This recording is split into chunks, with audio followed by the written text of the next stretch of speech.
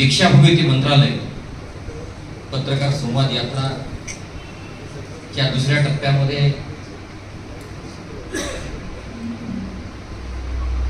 पिंपरी चिंचवड शहरामध्ये आज या ठिकाणी या यात्रेच्या स्वागताच्या निमित्ताने आणि पत्रकारांशी संवाद साधण्याच्या निमित्तानं आयोजित या कार्यक्रमामध्ये ज्येष्ठ पत्रकार, माजी अध्यक्ष आणि विद्यमान उभाटा गटाच्या शिवसेनेच्या राज्य संघटक माननीय गोविंदराव घोळवे साहेब, त्याचबरोबर माझ्याबरोबर ज्यांनी या यात्रेमध्ये 4000 किलोमीटरचा प्रवास करतायत ते या संघटनेचे राज्य सरचिटणीस आणि सगळ्यांची माऊली विश्वासराव आरोटे, ज्यांनी या यात्रेची कल्पना मांडली आणि या यात्रेचं नियोजन आणि पूर्ण व्यवस्था ज्यांनी पाहिली ते राज्याचे कार्याध्यक्ष आणि संयोजक प्रवीणजी सपकाळे, ज्यांनी या कार्यक्रमाचं आयोजन केलं ते राज्याचे उपाध्यक्ष नितीनजी शिंदे, त्याचबरोबर या ठिकाणी आता हडपसरमध्ये ज्यांनी अत्यंत यात्रेचं दणक्यात स्वागत केलं ते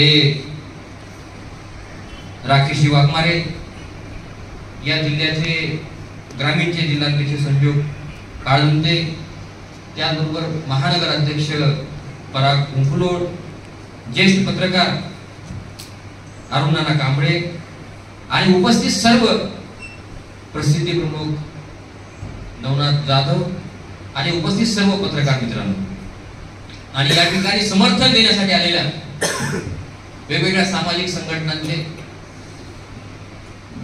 पदाधिकारी, कार्यकर्ते, या सर्वांचं मी मनपूर्वक या ठिकाणी यात्रेच्या या कार्यक्रमाच्या निमित्तानं स्वागत करतो। मी राज्यस्तरावर काम करावं अशा प्रकारची इच्छा ज्यांनी पहिल्यांदा व्यक्त केली आणि मला राज्यस्तरावर काम करण्यासाठी बीडमधून हाताला धरून बाहेर आणलं ते आहेत गोविंदराव घोळवे। ते जेव्हा अध्यक्ष होते, आम्ही बीडमध्ये अनेक वर्ष राज्यस्तरावरचे कार्यक्रम घ्यायचो, पण ते बीडच्या स्तरावर घ्यायचे, पण संघटनेमध्ये राज्यस्तरावर काम करावं अशा प्रकारची इच्छा माझी कधी माझ्या मनामध्ये नव्हती। पण जेव्हा गोविंदराव घोळवे अध्यक्ष झाले आणि त्याच काळामध्ये त्यांनी बीडमध्ये आमच्याकडे दरवर्षी आम्ही समागर्गे राज्यस्तरीय पत्रकारिता पुरस्कार गेली अनेक वर्षापासून चालवतो, त्या निमित्तानं ते आल्या आणि त्यांनी मला राज्यस्तरावर तेव्हा कार्याध्यक्ष म्हणून विभागावर संधी दिली आणि माझा प्रवास राज्यस्तरावर काम करण्याचा सुरुवात झाला आणि तो आता इथपर्यंत येऊन ठेपलेला आहे। त्यामुळे मनपूर्वक मी त्यांचं ऋण व्यक्त करतो। मित्रहो, दीक्षाभूमी ते मंत्रालय पत्रकारांची संवाद यात्रा काढण्याचा जेव्हा निर्णय झाला आणि जेव्हा चर्चा सुरू झाली त्यावेळेस अनेकांना असा प्रश्न पडला, अनेकांनी प्रश्न उपस्थित केले। साहजिक आहे, आपण वर्तमानपत्रात काम करतो वर्षानुवर्ष, प्रश्न उपस्थित करणं हे तर आपलं मूळ काम आहे आणि त्यामुळं अनेकांनी प्रश्न जेव्हा उपस्थित केले त्यावेळेस मी सुरुवातीच्या बैठकीत सांगितलं तर उपस्थित होणाऱ्या प्रश्नांचं उत्तर शोधण्यासाठी ही यात्रा आहे आणि म्हणून जेव्हा दीक्षाभूमीतून या यात्रेला सुरुवात झाली त्यावेळेस 50 वेगवेगळ्या सामाजिक संघटना, राजकीय संघटनांच्या प्रतिनिधींनी दीक्षाभूमीमध्ये उपस्थित राहून या यात्रेच्या आणि पत्रकारांच्या मागण्यांसाठी समर्थन दिलं आणि आज तो आकडा जवळजवळ 200च्या पलीकडे गेला आहे। त्यामुळे मी सर्व समाजातल्या या घटकांचं मनपूर्वक स्वागत करतो की जेव्हा पत्रकार बोलायला लागतात, जेव्हा एखादा माणूस एखाद्या क्षेत्राबद्दल काही चांगलं करण्याची भूमिका घेऊन बाहेर पडतो, जेव्हा लोकांसमोर जातो तेव्हा लोक त्याला सहज साथ देतात, हे त्याचं उदाहरण आहे। आणि म्हणून लोकशाहीमध्ये माध्यम व्यवस्थेमध्ये काम करणारा हा घटक आहे आता मगा कुठेतरी सांगितली राजमुद्रा आपण पाहतो, राजमुद्रेवर 3 स्तंभ दिसतात पण एक स्तंभ दिसत नाही. जो स्तंभ दिसत नाही पण तिन्ही स्तंभांना बॅकअप देतो तो आहे माध्यम स्तंभ. आणि म्हणून लोकशाहीमध्ये 4 स्तंभांपेक्षाही अधिक महत्व ही माध्यम व्यवस्थेचं आहे. आणि आम्ही जेव्हा दीक्षाभूमीतून ही यात्रा सुरू करण्याचा निर्णय घेतला त्याच्या पाठीमागची भूमिका सुद्धा आमची तीच होती की डॉक्टर बाबासाहेब आंबेडकरांनी दीक्षाभूमीतून त्यांच्या पदस्पर्शाने दीक्षाभूमी पावन झालेली आहे. त्यांनी जगाला एक उदाहरण त्या ठिकाणी निर्माण करून दिलं. पण त्याही पूर्वी डॉक्टर बाबासाहेब आंबेडकरांनी त्या काळामध्ये बहिष्कृत भारत आणि मूकनायक ही 2 वर्तमानपत्र काढली. आणि त्या काळामध्ये व्यवस्थेच्या बाहेर असलेले, व्यवस्थेपासून कोसो दूर असलेले, व्यवस्थेपर्यंत ज्यांचा आवाजच पोहोचू शकत नाही, ज्यांच्या वेदना जाऊ शकत नाही, अशा लोकांना व्यवस्थेपर्यंत पोहोचण्यासाठी, अशा लोकांचा व्यवस्थेपर्यंत आवाज पोहोचण्यासाठी वर्तमानपत्र चालू आहे. इंग्रजांच्या विरुद्ध ज्या ज्या नेत्यांनी आंदोलन केलं या सगळ्या नेत्यांचा मूळ हे पत्रकार होता. त्यांनी पत्रकाराच्या माध्यमातून आपले विचार लोकांपर्यंत नेले आणि ती स्वातंत्र्याची चळवळ उभा केली. म्हणून भारतीय लोकशाहीचा जर डीएनए काय असेल तर भारतीय लोकशाहीचा डीएनए हे पत्रकार आहे. आणि म्हणून व्यवस्थेला ही आठवण करून देण्यासाठी ही संवाद यात्रा. ही संवाद यात्रा कशासाठी आहे? लोकशाहीमध्ये अत्यंत महत्वाचा असलेला घटक अलीकडे सरकारच्या धोरणांमुळे कमजोर होत चाललेला आहे. समाज माध्यमांचं वाढतं प्रस्त. लोकांना असं वाटतं की आता माध्यमांची काही गरज नाहीये. पण सामान्य माणसाचा आवाज जर लोकशाही व्यवस्थेमध्ये पोहोचायचा असेल, सामान्य माणसाचा व्हाईस जर बुलंद ठेवायचा असेल तर जिल्हा तालुका पातळीवरची माध्यम व्यवस्था ही सक्षम असणं आवश्यक आहे. त्यासाठी ही संवाद यात्रा. आणि म्हणून या देशामध्ये अलीकडची कोरोना नंतरची परिस्थिती बदलली. कोरोना नंतर या देशामध्ये 35,000 कोटीचा हा वर्तमानपत्राचा मोठा जो व्यवसाय आहे तो अत्यंत डळमळीला आलेला आहे. जाहिरातींचं उत्पन्न अत्यंत नगण्य झालेलं आहे. नाही म्हणलं तरी हरकत नाही, अशा प्रकारची परिस्थिती निर्माण झाली. आणि देशामध्ये ही वर्तमानपत्र ही एकमेव अशी व्यवस्था आहे, एकमेव असं उत्पादन आहे. गेली 2-3 वर्ष यावर मी बोलतो आहे की हे उत्पादन असं आहे ज्याचे उत्पादन खर्च आणि उत्पादन खर्चाच्या तुलनेमध्ये विक्री किंमत फक्त 30% असते किंवा 20% असते.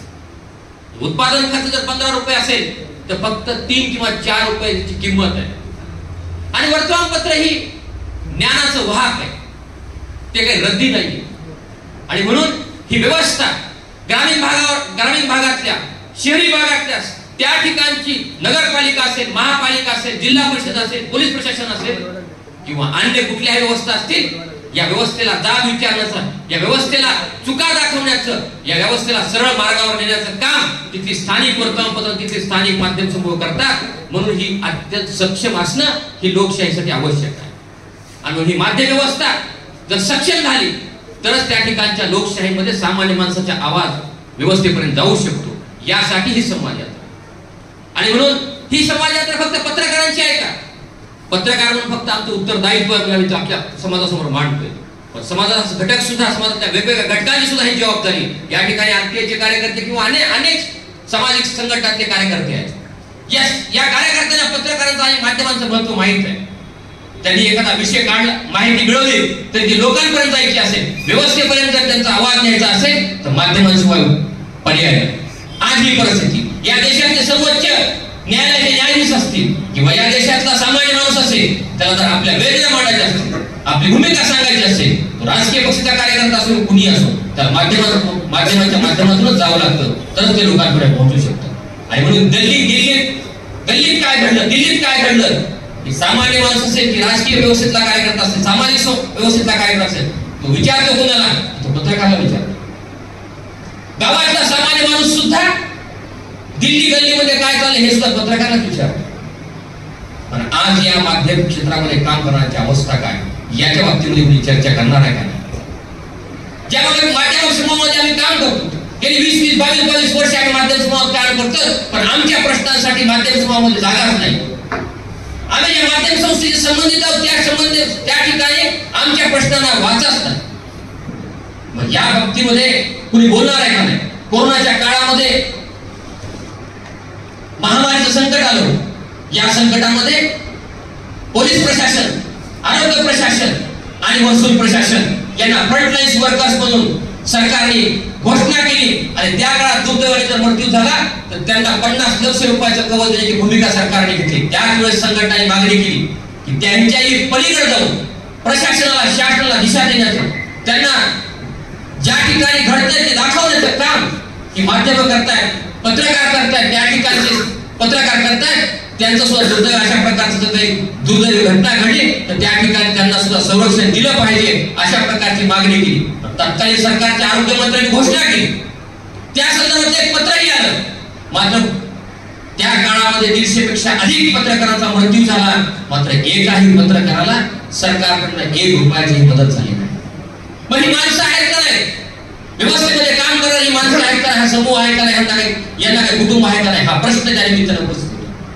आणि समाजाची अपेक्षा असते की पत्रकारांनी व्यवस्थेची भिडला पाहिजे, पत्रकारांनी व्यवस्थेची झगडला पाहिजे. पत्रकार ते नेहमीपणे करतात. आता जेव्हा पत्रकार अडचणीत येतो, जेव्हा पत्रकार वेगवेगळ्या पद्धतीने पत्रकार अडचणीत आणलं जातं, त्यावेळेस मात्र समाज कुठं असतो हाही प्रश्न या निमित्ताने उपस्थित होत आहे. आणि म्हणून अलीकडं या क्षेत्रामध्ये प्रामाणिकपणे काम करण्याची संख्या कमी होत चाललेली आहे. प्रामाणिकपणे काम करणाऱ्या माणसाला प्रामाणिकपणे काम करू दिलं जात नाही. वेगवेगळ्या आमिषाने असेल किंवा वेगवेगळ्या प्रकारे त्याला अडचणीत आणण्याचा प्रयत्न केला जातो. आणि भविष्यामध्ये जर अशा प्रकारची परिस्थिती राहिली तर या व्यवस्थेमध्ये काम करणाऱ्यांची संख्या कमी होणार आहे. आपण अनेक वर्षापासून पत्रकारितेमध्ये काम करतो. अनेक ठिकाणी हा प्रश्न विचारला की आपण आपल्या मुलांना किंवा मुलीला या क्षेत्रामध्ये आणू इच्छित आहेत का? प्रत्येक ठिकाणी उत्तर हे नकारात्मक आलेलं आहे. जर हे उत्तर नकारात्मक असेल तर उत्तर का नकारात्मकता आहे याचा शोध आपल्याला घ्यावा लागेल. तरच या क्षेत्रामध्ये या क्षेत्राला चांगलं करण्यासाठी कोणतरी पुढे येऊ शकेल, कोणीतरी. आणि म्हणून सरकारला आमची विनंती आहे या निमित्ताने, यात्रेच्या निमित्ताने महाराष्ट्रभर जवळजवळ 28 जुलैला ही यात्रा सुरुवात झाली. विदर्भ, खानदेश आणि उत्तर महाराष्ट्र या 3 विभागातनं जवळपास 17 ते 18 जिल्ह्याच्या ठिकाणी आणि जवळपास 50 पेक्षा जास्त तालुक्यांमधून या यात्रेने प्रवास केला. दुसऱ्या टप्प्यामध्ये मराठवाडा आणि उत्तर मराठवाडा आणि पश्चिम महाराष्ट्र, आता पुणे, नंतर कोकण आणि ठाणे, मुंबई अशा प्रकारे 20 तारखेला ही यात्रा मुंबईमध्ये पोहोचणार. ही यात्रा पत्रकारांच्या प्रश्नांबरोबर समाजाच्या जागृतीसाठी सुद्धा आणि समाजातल्या घटकांनी सुद्धा दोष कुठल्या क्षेत्रामध्ये नाही, सातत्याने दोषांवर बोट ठेवून या व्यवस्थेला कमजोर करण्याची एक पद्धत सुरू झालेली आहे. कुठल्या क्षेत्रामध्ये दोष नाही, कुठल्या क्षेत्रामध्ये चुका नाही. फक्त माध्यमांमध्ये अशा प्रकारचं होतंय, माध्यमाचे लोक वागतात, अशा प्रकारचं दोषांवर बोट ठेवून ही माध्यम व्यवस्था कमजोर करण्याची धोरणं सरकारची बी आहे. आणि तशाच प्रकारची मानसिकता काही लोकांची होऊ लागलेली आहे.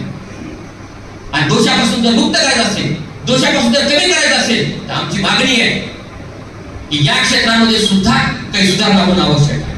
30, 35, 40 वर्षाची नियमावली, 40 वर्षाचे कायदे जर याही क्षेत्रामध्ये तुम्ही राबवत असाल तर परिस्थिती बदलल्यानंतर याचा फायदा कोणाला मिळणार. आणि म्हणून सरकार फक्त 2च योजना देते. सरकारकडे फक्त 2च योजना आहेत पत्रकारांना. एक आहे ॲक्रेडिशन आणि दुसरा आहे पेन्शन. जी पेन्शन दिली जाते 60 वर्ष वय संपल्यानंतर ज्यांनी आपलं आयुष्य या पत्रकारितेमध्ये व्यस्त, ज्यांनी आपलं पूर्ण उभं आयुष्य प्रामाणिकपणे निष्ठेने या क्षेत्रासाठी वाहिलं, त्याला 60 वर्षानंतर पेन्शन 20,000 रुपये पेन्शन देण्याचा निर्णय झाला. मात्र महाराष्ट्रावर फिरत असताना अनेक घटना समोर आल्या. अनेक ज्येष्ठ पत्रकारांनी उभा राहून आपल्या वेदना या ठिकाणी व्यक्त केल्या. 5 वर्ष प्रस्तावच मंजूर होत नाही. त्रुट्यांमध्ये प्रस्ताव काढला जातो. आणि मग महाराष्ट्राचा आकडा जर बघितलं तर 200च्या सुद्धा आसपास गेलेला नाही. योजना एका बाजूला जाहीर करायच्या आणि नियमावली अशी करायची की त्याचा लाभच मिळणार नाही. हा विरोधाभास यावर कोणी बोलणार आहे का? आणि म्हणून ॲक्रेडिटेशन कमिटीचा अध्यक्ष होतो. तालुका पातळीच्या पत्रकारांना सगळ्यांना माहिती आहे की पगारावर या माध्यम क्षेत्रामध्ये किती लोक काम करतात. अत्यंत तोडके लोक आहेत. बोटावर मोजण्याची संख्या की पगारावर काम करतात. सगळे मानधनावर आहेत. ही वस्तुस्थिती असताना सुद्धा ॲक्रेडिटेशन देताना पगार पत्रकाची आठ लावली गेलेली आहे. जी गोष्ट अस्तित्वात नाही, ते ग्रामीण भागातली, शहरी भागातली सामान्य पत्रकार आणणार यावर कोणी बोललं पाहिजे का नाही? यावर कोणीच बोलायचं नाही. आणि म्हणून पत्रकारांना कुठले प्रश्नच नसतात, पत्रकारांना कुठल्या समस्या नसतात. अशा प्रकारची मानसिकता समाजाची झालेली आहे आणि त्याच पद्धतीने व्यवस्थित सुरू झाली. आणि म्हणून मित्र, आपण दवाखान्यात जातो, आपण फीस भरतो, तपासणी फी, आणि डॉक्टरच्या समोर जाऊन बसतो. तरी डॉक्टर विचारतो कशासाठी आला, का आला? डॉक्टरला सांगावं की दुखतंय. पुन्हा डॉक्टर विचारतो कुठं दुखतंय, काय होतंय, पोटात दुखतंय, पाठीत दुखतंय. जेव्हा सांगितलं जातं की या ठिकाणी दुखतंय, त्या ठिकाणी मग डॉक्टरचा उपचार सुरू होतो. त्याच पद्धतीने व्यवस्थेमध्ये तुमचं गराणं, तुमचं दुखणं मांडल्याशिवाय कुणीही उपचार करायला पुढे येत नाही. तुम्ही सांगितलंच नाही, बोललाच नाही, तर तुमचं दुखणं कुणीही ऐकून घ्यायला तयार नाही. आणि म्हणून या व्यवस्थेमध्ये आपल्याला आपला प्रश्न, समाज ही मूलभूत प्रक्रिया, लोक संविधानाने दिलेल्या अधिकारात ही समाजी प्रक्रिया, डॉक्टर बाबासाहेब आंबेडकरांची घटना या देशाला दिली. या घटनेमध्ये 18 वर्ष पूर्ण झाल्यानंतर तुम्हाला मतदानाचा अधिकार मिळतो.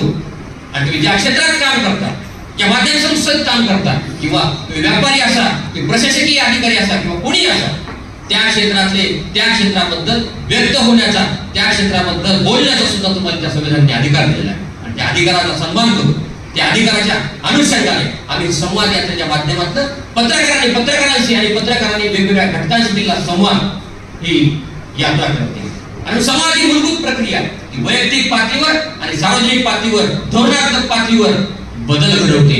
आणि त्यामध्ये समाजामध्ये प्रचंड मोठी शक्ती आहे. ती बात आता या 20-25 दिवसांमध्ये जागोजागी पत्रकारांनी कोण मांडतंय, कुठली संघटना आहे याचा कधीही विचार न करता जागोजागी पत्रकारांनी या भूमिकेचं स्वागत केलं. पत्रकारांनी आपल्या वेदना व्यक्त केल्या, आपल्या भावना व्यक्त केल्या. हेच या यात्रेचा मुख्य उद्देश होता. आणि तुम्हाला असं वाटतं की जागोजागी जेव्हा पत्रकार बोलायला लागले, जेव्हा पत्रकारांनी सांगितल्या, वेदना सांगितल्या, आपल्या भावना सांगितल्या, त्यावेळेस त्या गोष्टीचं समाधान. आणि म्हणून राज्य सरकारकडे आपली मागणी, वर्तमानपत्रांना जर आर्थिक पाठबळ द्यायचं असेल, सामान्य पत्रकारांना जर आर्थिक, ही सामान्य पत्रकारांची चळवळ आहे, हे सामान्य पत्रकारांसाठी, पत्रकारांच्या न्यायासाठी आणि सामान्य पत्रकारांच्या हक्कासाठी ही संवाद यात्रा. ग्रामीण भागामध्ये, शहरी भागामध्ये काम करणाऱ्या पत्रकारांचा आवाज आहे. आणि म्हणून वर्तमानपत्रांना केंद्र सरकारने वर्तमानपत्र खरेदी करण्यासाठी इन्कम टॅक्स मध्ये 5,000 रुपये सूट दिली पाहिजे, अशा प्रकारची आपली प्रमुख मागणी. त्याचं मुख्य कारण हे आहे की वर्तमानपत्रांची मागणी वाढली, वर्तमानपत्रावर अवलंबून असणाऱ्या वेगवेगळ्या घटकांना रोजगार उपलब्ध होईल आणि जे वर्तमानपत्रामध्ये काम करतात त्यांना स्थिरता मिळेल आणि वर्तमानपत्र आर्थिक पातळीवर सक्षम होईल. ज्या ज्या देशामध्ये माध्यम व्यवस्था अधिक सक्षम आहे, आपण अमेरिकेचं मी उदाहरण देतो, त्या देशातली माध्यम व्यवस्था, संशोधन जर्नलिझम हे अमेरिकेमध्ये आहे. का आहे? तिथली माध्यम व्यवस्था ही आर्थिक पातळीवर, सगळ्या पातळीवर सक्षम आहे. आपल्याकडे पत्रकार आणि माध्यम व्यवस्था आपल्याच प्रश्नांसाठी जर्जर असेल तर ती इतर कुठलं संशोधन करणार आहे आणि कुठला न्याय देणार आहे. आणि या सगळ्या समस्यांचं उत्तर शोधण्यासाठी ही यात्रा.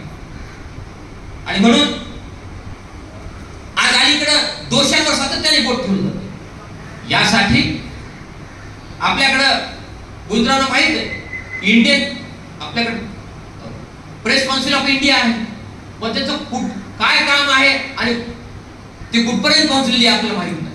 म्हणून आमची मागणी आहे की ज्या पद्धतीनं LLB झाल्यानंतर, पदवी मिळाल्यानंतर तुम्हाला जर प्रॅक्टिस करायची असेल तर बार काउन्सिलची परवानगी लागते. बार काउन्सिलची परीक्षा देऊन तुम्हाला ते अधिकृत व्हावं लागतं. त्याच पद्धतीनं मेडिकल MD झाला, तुम्ही MBBS झाला, तर तुम्हाला जेव्हा प्रॅक्टिस करायची असते त्यावेळेस तुम्हाला मेडिकल काउन्सिलची परवानगी, नोंदणी करून परवानगी घेऊन घ्यावं लागतं.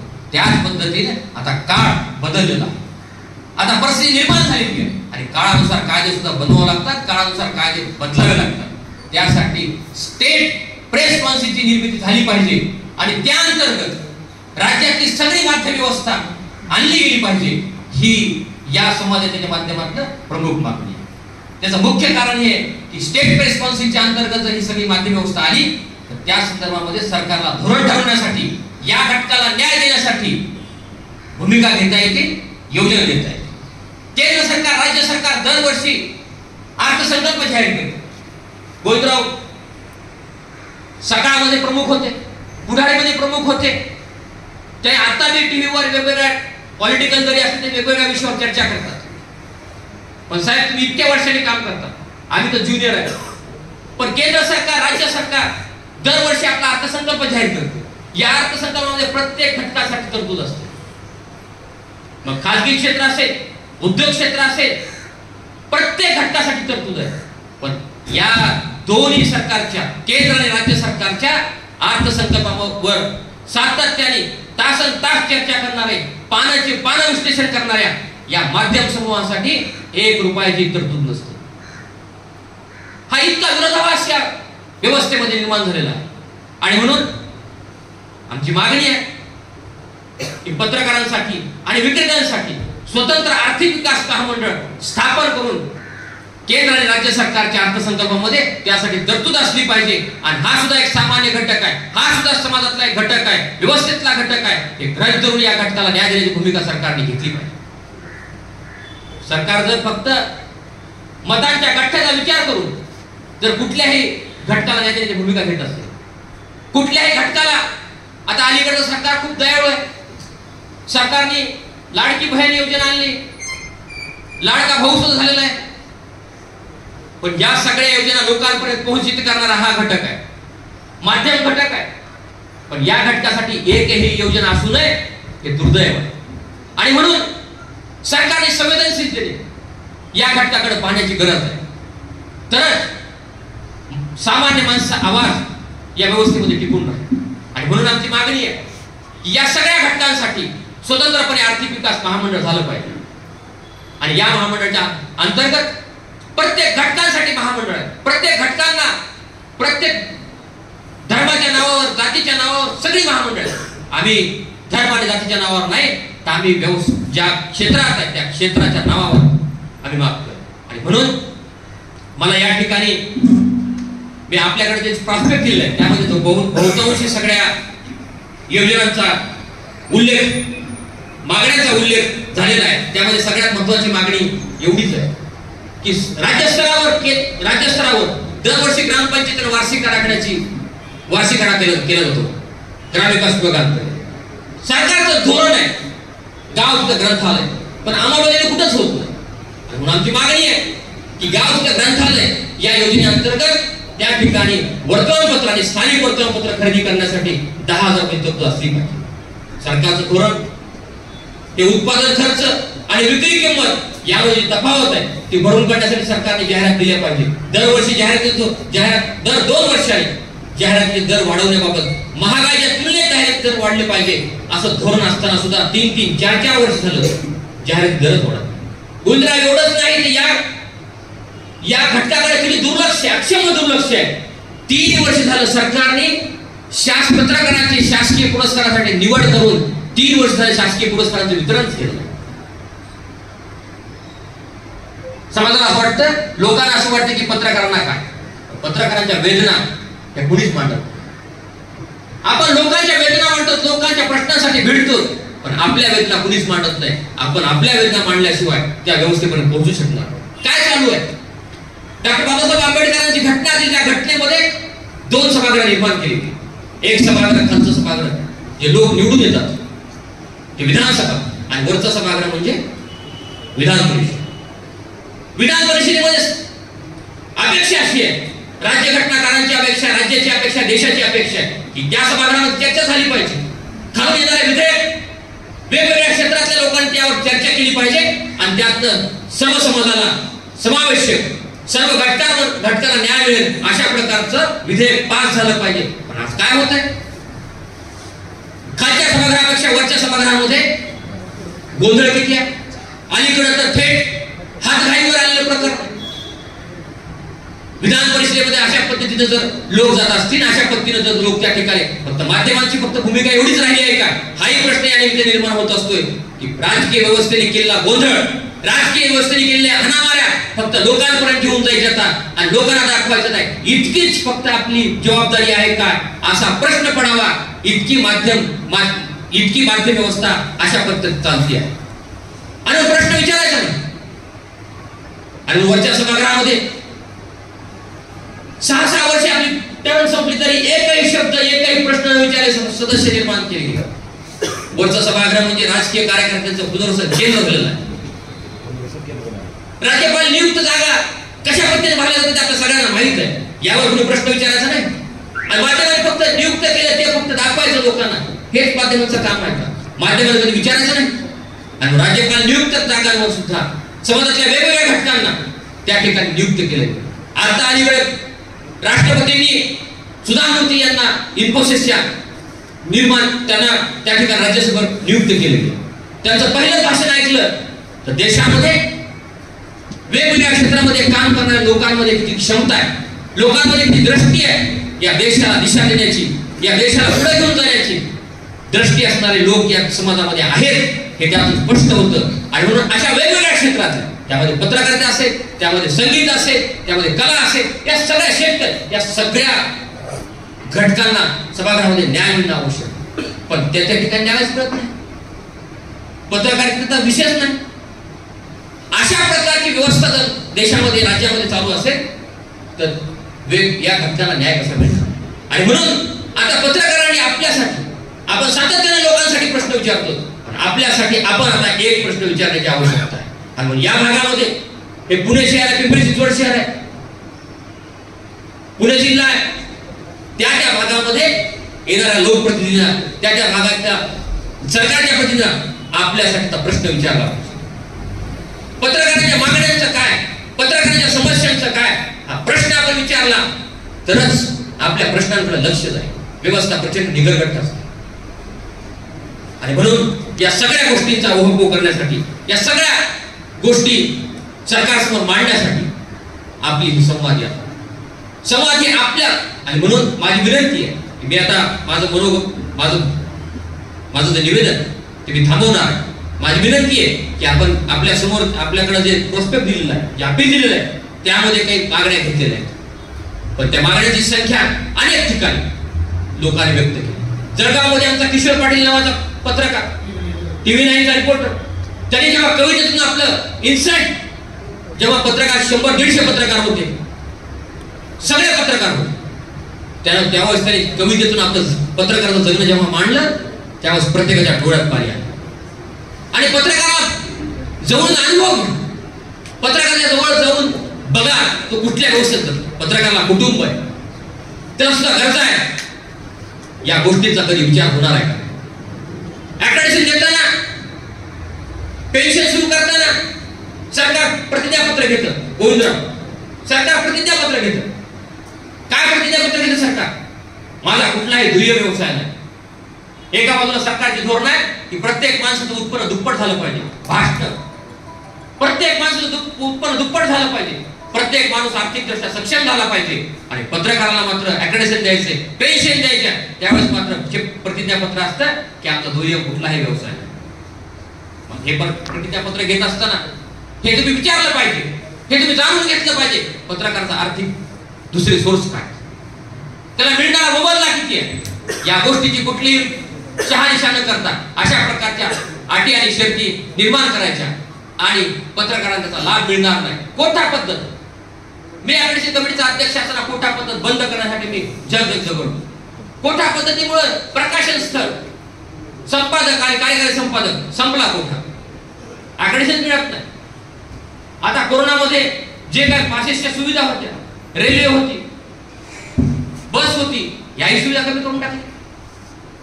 आणि मग लोकशाही मधला जर चौथा स्तंभ म्हणून आपण म्हणत असो तर लोकशाही मधल्या बाकीच्या 3 स्तंभांना ज्या पद्धतीच्या सुविधा मिळतात, ज्या पद्धतीचे अधिकार आहेत, अधिकारापेक्षा सुविधा काय आहेत, त्या तुलनेमध्ये या माध्यम क्षेत्राला काय सुविधा आहे याचा विचार आता पत्रकारांनी करणं आवश्यक आहे. आणि म्हणून सरकारचं मतांच्या गठ्ठ्यावर, सरकार कोणतं आहे काय आहे याचा काय आपला विषय नाही, पण सरकार जर मतांच्या गठ्ठ्यावर जर कुठल्याही योजना लागू करणार असेल तर पत्रकारांकडे मत आहेत का नाही हाही विचार आपल्याला करावा लागणार आहे.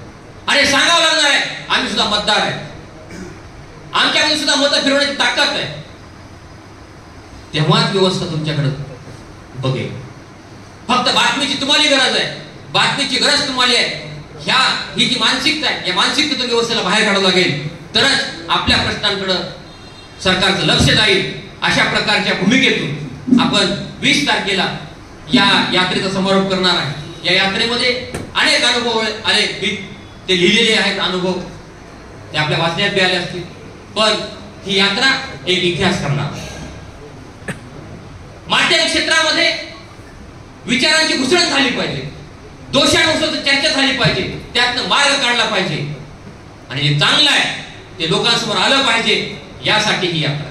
आणि म्हणून आपण वेगवेगळ्या माध्यमात काम करणारे सगळे पत्रकार या सगळ्यांनी मिळून या यात्रेमध्ये आपण योगदान दिलं. या ठिकाणी पराग कुंकुळ असतील किंवा गोविंद वाकडे आपले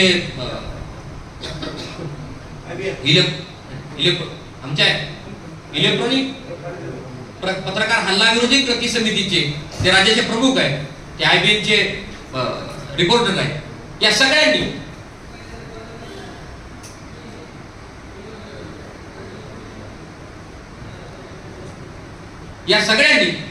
मागच्या वेळेस राज्यस्तरीय अधिवेशन अत्यंत उत्तम घेतलं होतं. ही सगळी टीम, पिंपरीची ही सगळी टीम अत्यंत सक्षम आहे, काम करणारी आहे, डिवोशनल आहे. आणि म्हणून या सगळ्यांचं परत एकदा मी अभिनंदन करतो, धन्यवाद व्यक्त करतो. या यात्रेच्या निमित्ताने आपल्या समोर भूमिका मांडता आली, आपला विचार हीच खरं यात्रा आहे. पत्रकारांचा विचार जो आहे हीच खरं यात्रेचं फलित आहे. आणि म्हणून आपण ही यात्रा सरकारसमोर आपले प्रश्न, आपल्या समस्या प्रभावीपणे मांडण्यासाठी हे माध्यम आहे. आणि म्हणून आपण सर्वांनी 20 तारखेला मुंबईला, आपल्याला मुंबई जवळ आहे, आपण 20 तारखेला मुंबईमध्ये जास्तीत जास्त संख्येने यावं आणि त्या ठिकाणी आपल्या एकीचं, आपल्याकडे असणाऱ्या शक्तीचं आपण दर्शन व्यवस्थेला द्यावं, अशा प्रकारची विनंती करतो आणि थांबतो. धन्यवाद.